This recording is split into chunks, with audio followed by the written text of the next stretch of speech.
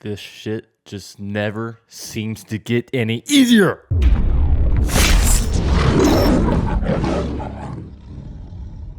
So the last couple of days, I've been kind of preaching to everybody that, hey, silence is golden. Byron Leftwich isn't interviewing anywhere else. The Jaguars aren't interviewing any other candidates. The fact that there is radio silence is probably a good thing. It means they're probably within the building, kind of structuring things out.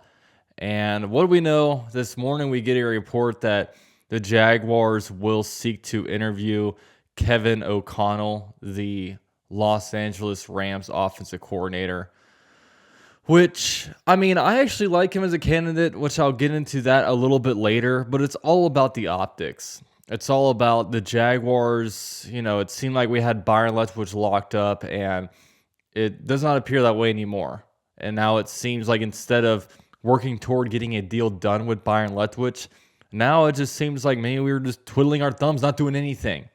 And now the funny thing about Kevin O'Connell is that if the Jaguars want to interview him, they can do so if the Rams lose. You know, they can do that. But since the Jaguars did not interview him before the divisional round of the playoffs or during the divisional round of the playoffs, if the Rams win, we cannot interview him until after the Super Bowl, which teams like the Vikings would be able to interview him because they already interviewed him before.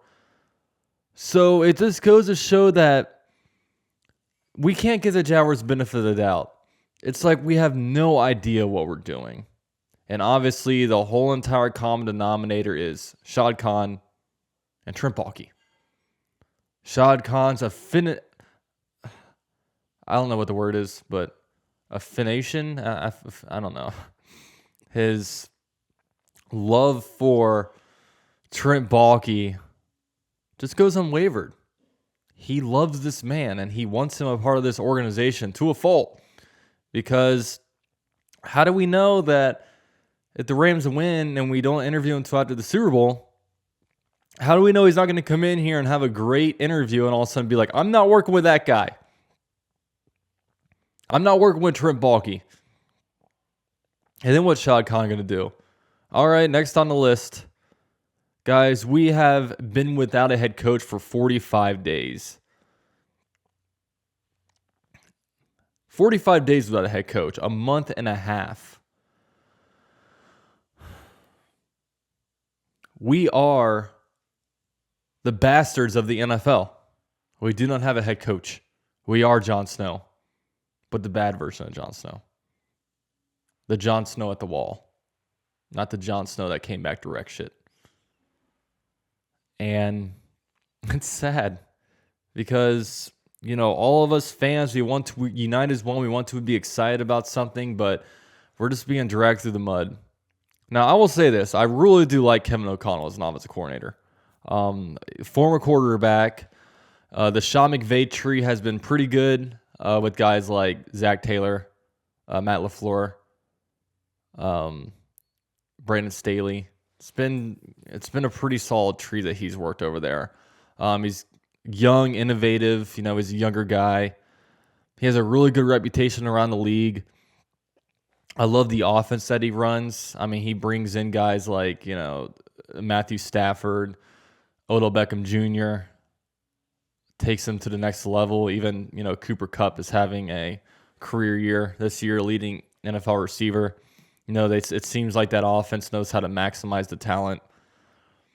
You know, players are exploding in numbers right now. Still rather have Byron, but I mean, this is a pretty solid candidate. I mean, I would have rather him than Hackett or Eberflus or, you know, obviously Bill O'Brien or a lot of the. I mean, this is a top candidate when it comes, probably a top 3 candidate when it comes to guys that we've interviewed. But it's all about the optics, man. It's all about the optics. You know, I mean, why do we wait? Why was he not on the interview list when we could interview players 2 weeks before, when we could interview coaches 2 weeks before the season ended? You know what I mean? We could have done it then, but we didn't.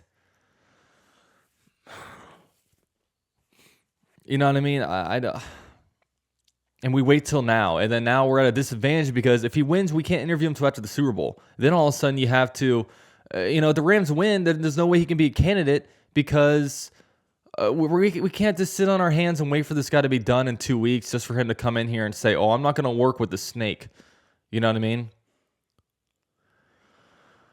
I mean, it seems like it really felt like Byron Leftwich was going to be the deal, and he still might be. But like at this point, like it doesn't show that it's very good if Byron had his in-person interview on Tuesday, and then 5 days later we're looking to interview other candidates, and who knows how many names you're going to come out under this list. And I guess apparently Trent Baalke and Kevin O'Connell have worked together before, which some may say that's a good thing. Some people like me may want to be like, okay, that means he knows he wants to stay away. But it's just bad, man. It's bad. I would love Kevin O'Connell as a candidate, but how do we know? How do we know that he's going to want to be under Trent Baalke? You know what I mean? It's just right now there's far more questions than answers. Nobody knows what the hell is going on. It's a bad time right now. It's a bad time to be a Jags fan. I'm getting beat down. I'm tired. I've done live streams like the last 3 nights with no new news, and now this comes out, and it's like, what are we doing, man? We've had so much time to nail this thing, and now a third of the head coach vacancies has been filled.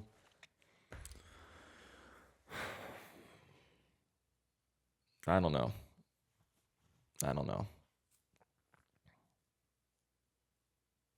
We'll just have to wait and see. How long we have to wait and see, I don't know. If the Rams win today, I don't know. I don't know. I have no answers, and nobody does.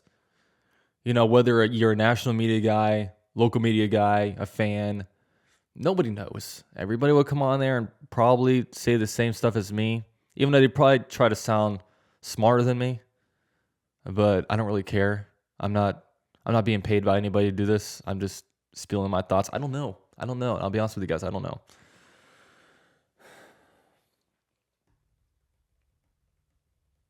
So yeah, we have football today, which is gonna be fun. I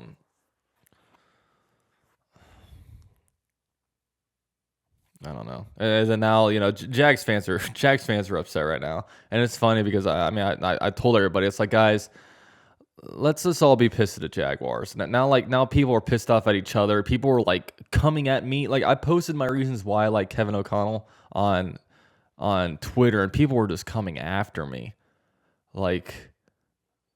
and people were like concerned that he doesn't call plays. I mean, who cares? Like that's not, guys. Calling plays does not signify whether a guy is going to be a great head coach or not. You're a great head coach if you're a leader of men, if you know football, if you know how to delegate, if you know how to lead, if you're a respectable guy. Calling plays, yeah, it might be a plus, but it's not the end all be all. He wouldn't come here, and the reason why he failed was because he didn't call plays for the Rams. You know what I mean? So we got to think. We got to have, bigger brain energy than that. But yeah, that's all I got to say, man. Not much more. Jags are running a clown operation, like we all know. There's a reason why everyone flooded to the Colts game wearing clown costumes, and we're seeing it play out in real time. We're seeing this play out in real time a whole month later. Go figure, man. Go figure. But all right, guys, thanks for watching. Enjoy the playoffs games. Don't stress out too much over this. Hopefully we get an answer soon. And with all that said, this is UCF Jaguar. Go Jags, and I'm out.